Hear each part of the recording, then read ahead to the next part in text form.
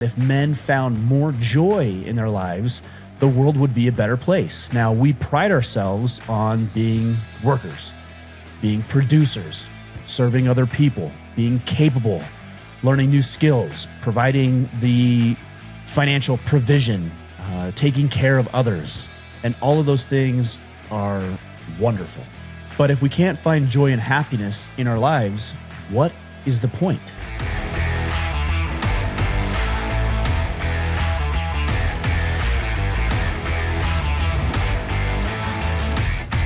Years ago, I was talking with a good friend of mine, and we were discussing how each one of us were doing, how we were feeling, how life was going. And he said that he had a very interesting conversation with his wife.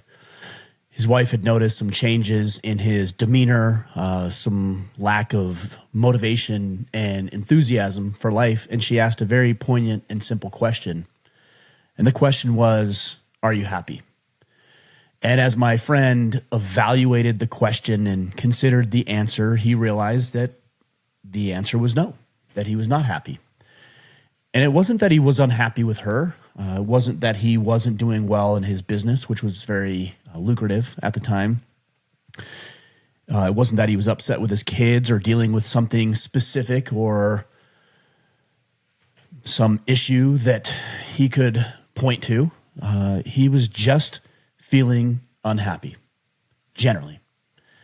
And I'm sure as a man, you have experienced that in your life. Maybe you're exhausted, maybe you're frustrated, maybe you're burnt out, maybe you're lacking enthusiasm or excitement or risk-taking. Maybe you're dissatisfied with your career. Just the other day, I saw a study that said that over 70% of the workforce, people in the workforce, are unhappy and dissatisfied with their work, which is astounding because of the sheer amount of time, the volume of time that we spend in our offices or in our work environments. And to know that we're unhappy and we're miserable and we wish we would be doing something else is very telling and indicative of the unhappiness that we see in society. And you can see it in a lot of different ways. You can see it in sedation methods, alcohol, drug abuse, gambling, pornography, womanizing, even just addiction to watching TV or playing video games. This is a sign that men are unhappy. You can see it as it relates to the conversations and the engagement that we have with our significant others and with our children. You can see it with our performance at work. You can see it with the way our bodies look and our performance in our careers. And so everywhere you look, people are unhappy. You can see it in social media. People are unhappy on social media.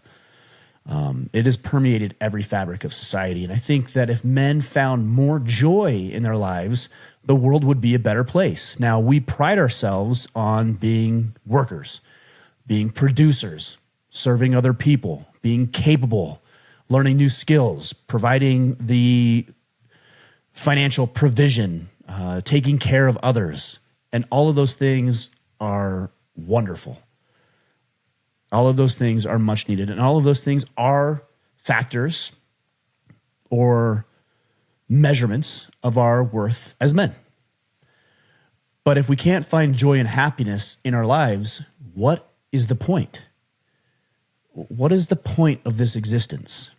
To just merely exist, to burn yourself up and burn yourself out on being a slave to whatever career you might have, having a mediocre relationship with your wife, having a sad, somewhat pathetic relationship with your children, not realizing your full potential as it relates to your physical health, just being a slave to your working hours all day, every day for the rest of your life. That does not sound enjoyable to me. I remember years ago in my financial planning practice, I knew I was doing good work.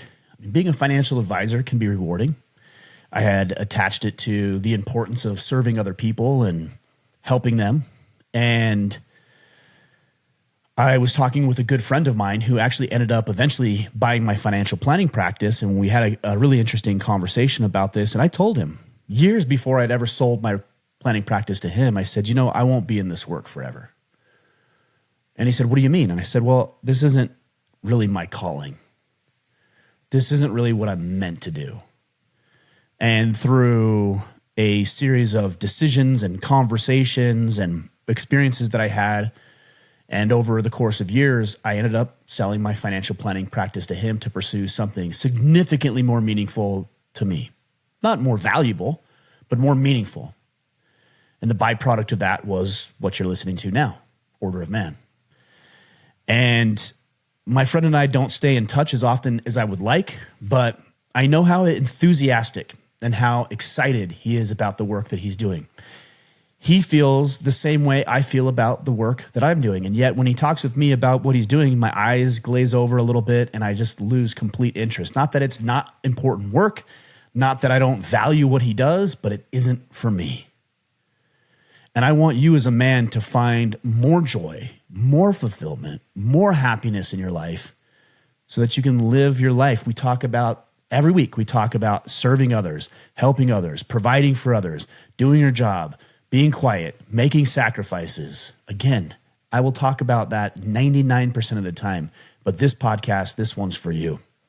Let's talk about, let's see, I messed up in counting here, speaking of financial advising. Let's talk about six things that you can do to find more joy and happiness in your life. And I've often in times of my life thought that that was kind of a swear word. Like, oh, I've said it to you guys. My purpose is not happiness. And it isn't my purpose. I still stand by that. But it's not to be a robot either. It's not to be miserable. It's not to hate life. It's not to lose myself in service to others.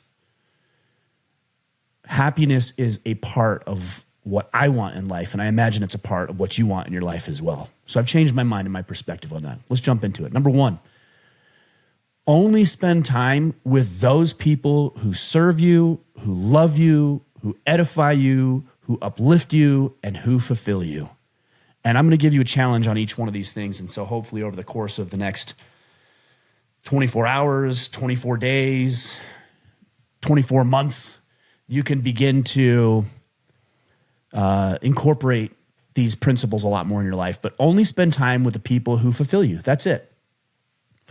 So what I want you to do as a challenge is I want you to write down all of the people that you spend your time with on a daily basis. That could be your coworkers, it could be your boss, it could be your children, it could be your spouse, it could be your friends, it could be your neighbors, it could be your colleagues. Who are the people that you're spending the most time with? And I would say this, and I know this is not going to go over well. Maybe you do this in your head, but I would write this out. On a scale from 1 to 5, with 5 being the best, how well do these people uplift you? How do you feel when you're around these people? When you're around your kids, for example, I hope it's a 5. If it's not, we can talk about that separately. But do those kids of yours make you feel excited and uplifted? Does your wife make you feel excited and uplifted? Which of your I hope both of them do. And if not, then we have other work outside of the scope of this podcast. Do your friends uplift you and edify you? Who in your life is a 1 or a 2? Who in your life needs to go? And I think you need to be ruthless about who needs to go. Is it those people who spread rumors and add drama and are leeches in the relationship? Probably. Those are the people who need to go. And you need to look at the 1s and 2s, and you need to spend less and less time with them. And that gives way for people who are 4s and 5s, who do serve you, who do uplift you, who do edify you, who do love you and care about you and want you to win and can laugh with you and have fun and you want to experience life with. I'm going on a hunting trip with my oldest son here in a couple of days as of this recording. And my oldest son is a 5. I love spending time with him. We have fun. We understand each other. We get to laugh and joke. We make fun of each other. I'm proud of him. I see the way he interacts with other people, and it's exciting to me. And then we go on hunts, and in this case, we'll be in Minnesota hunting whitetail. And the people who are going, I believe there's 11 of us. Every one of those is a person who edifies my life. Every single one. And we've had other people who aren't necessarily the types of individuals that want that edify my life in that way. And I've been on hunts with people that just, it doesn't work for whatever reason. And I don't spend more time with those people. And I know that sounds harsh, but I get one shot at this life. And if I'm spending time with people who do not edify and uplift and motivate and inspire me, then I'm wasting my life. I really am. And they're sucking the energy from my life, and they're inhibiting me from growing and doing wonderful things and even serving the way that I want to serve as a man. So I'm going to share 6 things with you. That's number 1. Only spend time with those people who fulfill you. The first 3 are things that you need to get rid of. The next 3 are things you need to add into your life. Number 2, eliminate toxic activities and find margin. Now, we all know what toxic activities are, right? If you're scrolling and doom scrolling on social media, that's a toxic activity. If you're engaged in pornography, that's a toxic activity.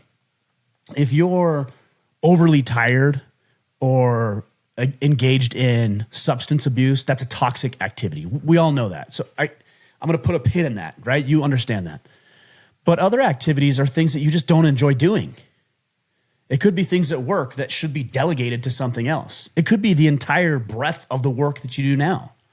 And I'm not saying you should march into your boss's office tomorrow and quit or, fire all of your clients in the next 24 hours and go live abroad somewhere. That's not what I'm saying.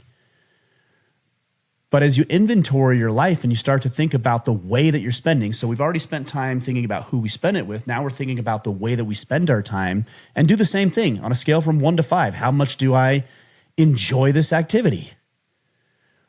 Podcasting is a great example of that. How much do I enjoy podcasting? It's a 5 to me. It is. I like being behind this microphone. I like being in front of this camera. I like having conversations with interesting people. Now, not all of those conversations are 5s, but I'm curious and excited and engaged and interested in seeing what makes those people tick. But that activity is a 5 to me. Accounting is a 1. If it could be a 0 or a negative 1, it would be. But for the sake of this exercise, it's a 1. So I don't do accounting. I don't do my own taxes. I don't engage in that. I have software that helps me do it. I've hired a CPA to help remind me when I need to. He just sent me an email and said I need to send in my quarterly sales tax for the year.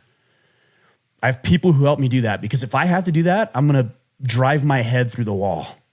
I don't want to be like that, because not only do I feel miserable, but I make the people around me, those who fulfill me, miserable as well.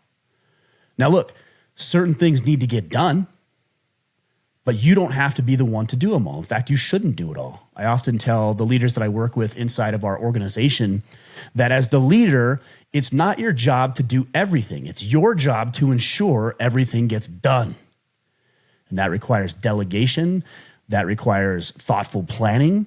That requires identifying who the people are that are good at certain things that others are not. That requires vision casting and inspiration and letting go of control so that somebody else can step up in those positions. But document everything that you do for a week even, and give it a 1 to 5 scale, with 5 being the thing that makes you the happiest, and everything else has got to go. And I already know people are going to be like, well, Ryan, we just can't run. I'm not telling you that. I'm not telling you to run away from your problems or run away from your responsibilities. But there's a way that you can do it that makes you happy and enjoyable and having fun. All right, number 3, have fewer things. Have fewer things. It's been said that the things that you own you. And so I want you to pick out over the next 4 weeks, 4 places, physical places in your proximity, in your environment that need to be scrubbed, that need to be cleaned. Maybe that's your closet, and you need to go through there and you need to get rid of a third of your clothes that you haven't worn for the past 5 to 10 years. Get rid of it. Maybe it's your car, and you get in there and there's wrappers from McDonald's from 2 years ago, and there's French fries stuck in the little gap between your seat and the center console, and there's old registrations. I did this last week. There's registrations for your vehicle that are 4 years old, and there's old receipts for getting the tires changed or having some mechanical issue repaired. And just clean it, organize, throw away, get rid of. You don't need everything. You know, you go into your kitchen. My daughter did this the other day. I didn't even ask her. She did this the other day. I walked into the kitchen and she had food just everywhere on the counters. I'm like, what are you doing? And she said, oh, I'm just throwing away everything that's expired. Now, as a single father, it was more than I would like to admit. And so she threw away about 90% of what was in my refrigerator. And I opened the refrigerator and it was like a breath of fresh air. It was so clean, literally and figuratively, because it didn't smell as bad as it did before, but it was clean and it was orderly and it was organized. And then later that evening, I made a great meal for the kids and we enjoyed our time together. But she understood the concept. She knew the assignment. Go through and emails. I mean, how many emails do you have in your email inbox? Every day I go through and my goal is to keep my inbox below 10. On my personal email and my professional email, below 10. And if I get emails from people, and I do every day, that I'm not interested in, I delete those emails. Why do I need to keep those? I don't. I delete. My job is to be a minimalist. And in a couple of months, we're having Joshua Becker on the podcast.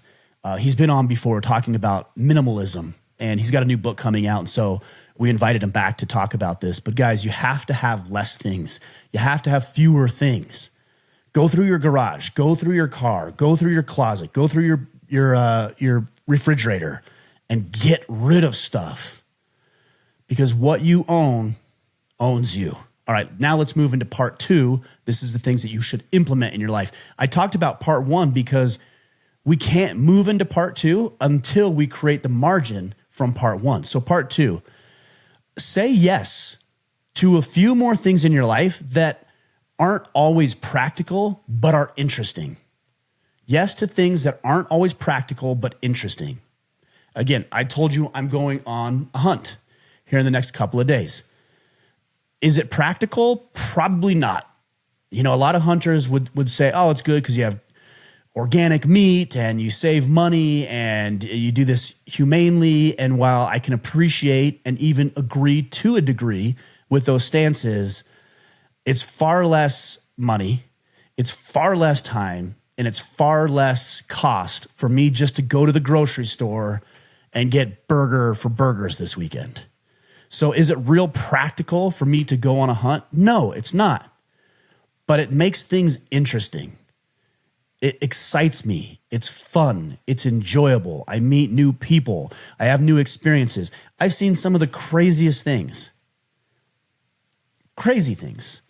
A couple of years ago, I almost got pushed out of a tree stand because a turkey was roosting in the tree that I was roosting in, and I didn't realize it. And when the sun came up, it woke up, saw me, scared the daylights out of both of us, and nearly knocked me out of the tree stand. That to me is fun. Those moments are exciting. Or sticking a deer with an arrow and not knowing whether or not you made a good shot and having to sit there for 30 minutes and just wait, hoping that you made a good shot, and eventually crawling down and finding the blood trail and hopefully, ideally, walking up to a deer that has expired in a relatively short period of time. That to me is exciting. I almost got ran over by a 290-pound whitetail in Minnesota that I had already shot, and it nearly ran me over. And that was exciting, and that was fun, and it was hilarious. And that's a story that I have to tell for generations. And the friends who were there who saw it can tell that story and laugh with me. Do you have stories like that? It may not be hunting. Maybe it's hiking, or maybe it's on the pursuit of some other noble goal or objective. But what are you saying yes to that everybody else would say that's stupid, that's dumb, that's impractical, you shouldn't do that, what if this, what if that? Those are the losers who are 1s and 2s from the first exercise I gave you that are taking away, extracting from your life. Because the 4s and the 5s say, when are we doing it? As the meme goes, whose car are we taking? Those are the kind of people you want in your life, and those are the kind of experiences you want to have. You need to have edges. Being interesting is interesting. Number 5, attaching your work to a mission, to something important. I did an exercise with our brothers inside the Iron Council this morning, and I said, how many of you guys are engaged in professional work that is attached to some life experience that you had when you were younger, or some travesty or miscarriage of justice that you see in the world?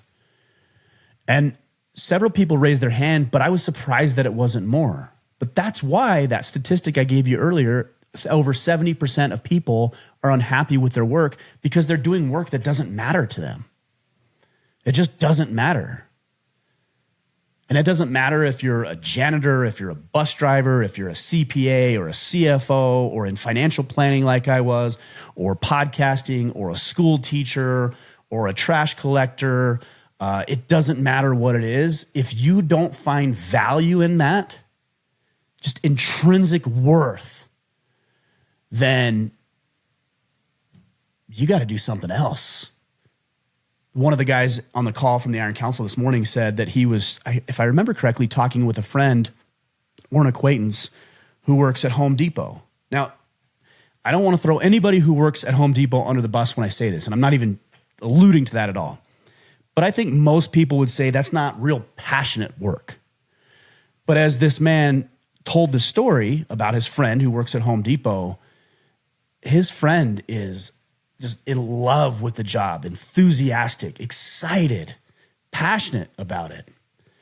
And he asked him why it was the case. And he said, it's really cool to be able to be here and be a resource for people building beautiful homes and making places for them to live and improving the quality of their life through their home. And I get to be a part of that. That's what I'm talking about when I say attach your work to a mission. He's not going in to punch in at a 9-to-5 job. Clearly, he is. Technically, that's what he's doing. But what he's really doing is creating dreams. What he's really doing is helping people live better lives.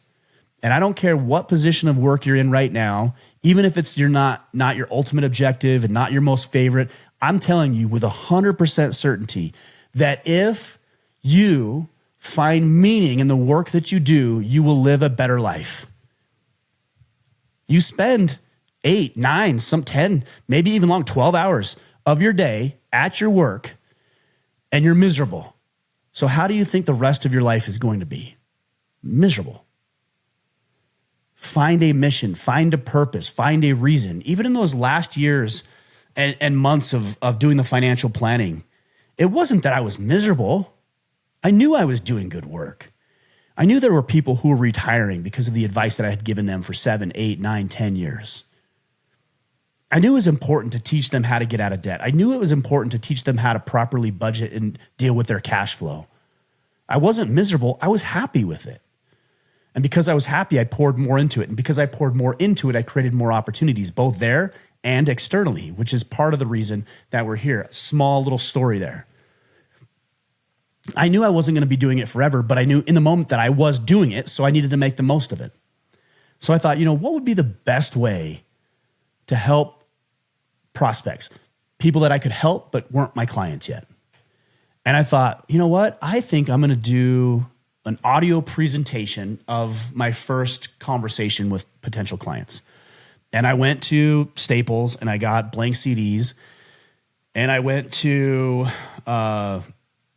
the local, I don't even remember what it was called. The place you get your professional pictures done. And I felt like, Kip and Uncle Rico and Napoleon Dynamite, where, is there some sort of vest that I can wear? That's what I felt like. So you guys get the picture. And I wore my suit, and the guy or gal there took pictures of me, and I had it designed by a designer, and I printed the CD covers. I'm dating myself here.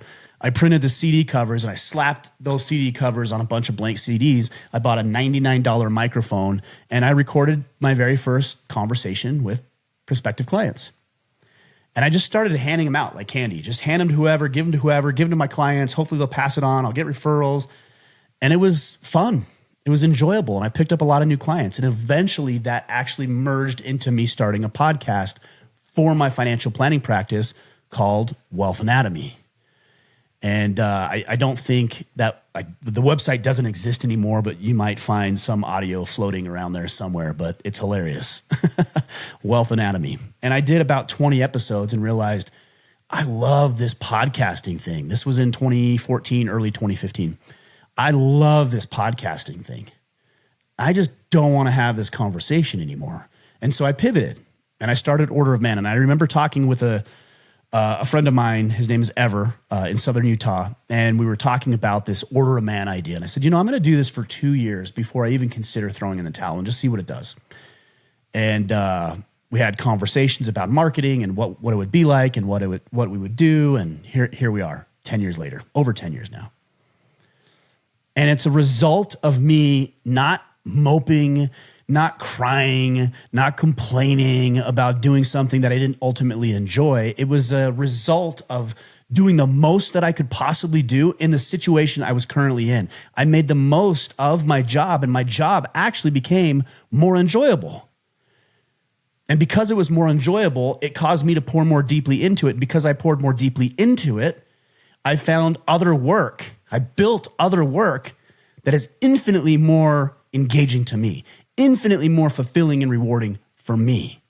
But I wouldn't have done that if I would have just moped around and cried and complained about how horrible my job was. So you have a decision to make. Are you going to be the best at whatever you're currently doing? And I promise you, right now, right here, I guarantee and promise you that if you do that, you will create all sorts of opportunities that you did not know existed. And you will find joy and you will find happiness because you decide to create it. All right, last one here, guys. We can create environments where we become very selfish and self-serving. And we become overly competitive. We begin to operate in a scarcity mentality. And we begin to act as if I don't get mine, then I'll never accomplish anything, do anything, be anything, etc. And so we become selfish. And the more selfish that we get, and I'm convinced this is true, that the more selfish that we become, the more miserable we are. Because if you're so selfish that all you do is think about yourself, then all you're really thinking about is what you don't have and who you currently aren't and how far or lack thereof you've gotten to the point you are in your life. And when you're selfish, you always operate from a scarcity mentality. I don't have this. I'm not being this. People aren't respecting me. People aren't giving me the respect I deserve. I'm not making as much money as I'd like. I don't have as many clients as I need. I'm not as popular as that guy. I'm not doing as much as this guy. That guy has a better car. That guy has a more attractive wife. We always think about what we don't have when we become selfish. And the antithesis to that and the anecdote is to be selfless. It's to serve other people. Stop thinking about what you don't have. Stop thinking about yourself and start thinking about other people. Not in a competitive way, not in a way to compare yourself negatively or toxically to what they have, but to say, how can I help that person? If you have a client, instead of thinking, oh man, how can I extract more revenue from this client? Instead think, how can I help this person solve more problems? Instead of saying to yourself, how can I get my wife to do more of fill in the blank? Cook me dinner, have sex with me, validate me, appreciate me more, respect me more. Instead of that, be selfless. How can I serve her more? How can I make her life better? How can I love her? How can I show that I appreciate her? And as a byproduct, you will get what you want. The famous salesman Zig Ziglar once said, if you help enough people get what they want, you will inevitably get what you want. It is an eternal principle. You might even weave the law of reciprocity into that. If you give, you will get. There's a great business institution that I belonged to for years when I was in my financial planning practice. It's called BNI, Business Network International. And their motto was two simple words: givers gain. Givers gain. That's it. Givers gain. The more you give, the more you will gain. Period. You want your kids to love you the way I want my kids to love me? I have to give to them. If I want to be a valuable, well-respected, highly regarded man in my community, then I need to serve my community. If I want to have a great relationship with my girlfriend and I want her to recognize what I bring to the table and value my input to the relationship, then I need to provide that to her so she has something to be excited about. If I want to get a promotion, then I need to be valuable to my boss. If I want to make more money, I need to be valuable to my clients. If I just want to feel good, that I need to go serve locally without any expectation or anticipation of anything in return. Givers gain 100% of the time.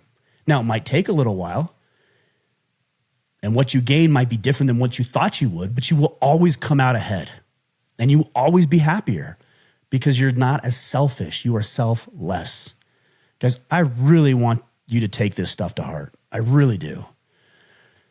I have in my life, at times, and when I implement these 6 things, life is better. I'm happy. I'm more pleasant to be around. Life is more enjoyable. It's more, I was going to say tolerable. That's the bare minimum, but it is, but I want more. And there's been times in my life where I have neglected these 6 things, where I have been selfish, or I have been around people who don't serve me well, or I have been filled to the brim with meaningless pursuits and activities that aren't interesting, or I have been kind of that one guy at the office who's just the negative dude and always complaining and griping about what isn't working well. I've been that guy. It's miserable.